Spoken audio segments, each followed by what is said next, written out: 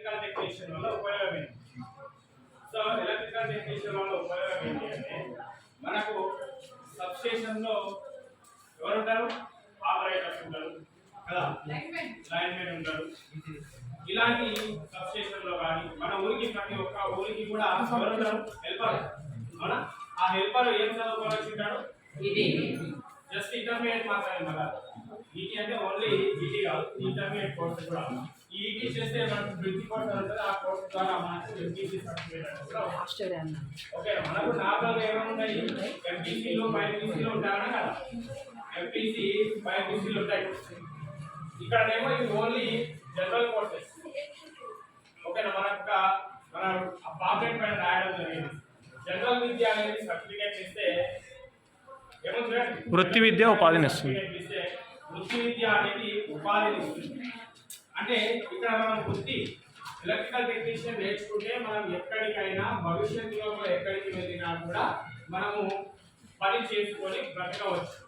లేదా ఆఫ్టర్ ఈటీ ఇంటర్మీడియట్ తర్వాతనే మనకు జేఎల్పి అనేటటువంటిది ఒక నోటిఫికేషన్ వస్తుంది మన గవర్నమెంట్ జాబ్. ఈ జేఎల్పిలో కనుక మనము పాస్ అయినట్లయితే ఇంటర్మీడియట్ తర్వాతనే జాబ్ పొందేటటువంటి ఒక గొప్ప సువర్ణ. దీంట్లో ఎంత ఉంటుంది? మినిమం శాలరీ అంటే 39 నుంచి 45,000 మధ్యలో ఉంటుంది సార్.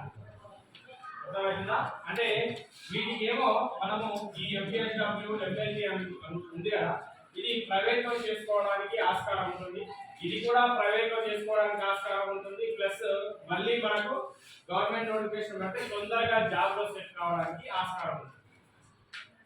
ఈటీ అంటే కేవలం అబ్బాయిలు మాత్రమే చేసే కోర్స్ అని అమ్మాయిలు అనుకోకూడదు. ఎందుకంటే అమ్మాయిలు చేస్తే ఇంకా తొందరగా జాబ్ వచ్చేటటువంటి అవకాశాలు అమ్మాయిలకు చాలా ఎక్కువగా ఉన్నాయి.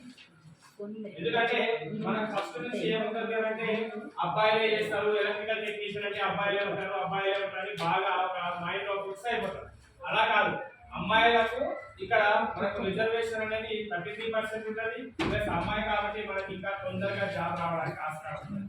కాబట్టి అమ్మాయిలు కూడా ఈ కోర్స్ చేయొచ్చు. ఈ కోర్స్ అబ్బాయిలు చేయొచ్చా?